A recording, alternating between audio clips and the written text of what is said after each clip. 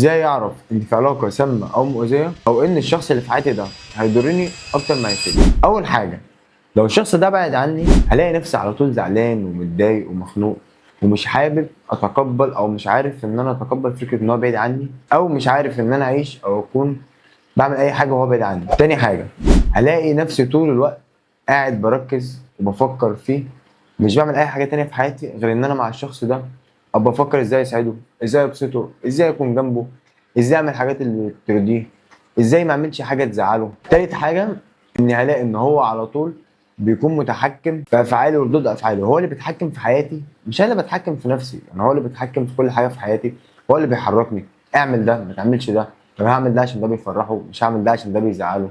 وحاجه كمان، هلاقي ان معظم اليوم او معظم المهام اليوميه بتاعتي او حياتي ضايعه بسبب ان الوقت بتاعي كله ضايع في ان انا معاه، او بحاول ارضيه، او ازاي ابسطه، او بفكر ان ازاي اكون كويس او بالصوره اللي هو عايزها عشان ما يسيبنيش ويبعد عني. وكمان هوصل لمرحله اني هشوف ان العالم كله في كفه، هو في كفه تانية، والكفه بتاعته هي اللي هتكسب، وده طبعا حاجه غلط مش صح.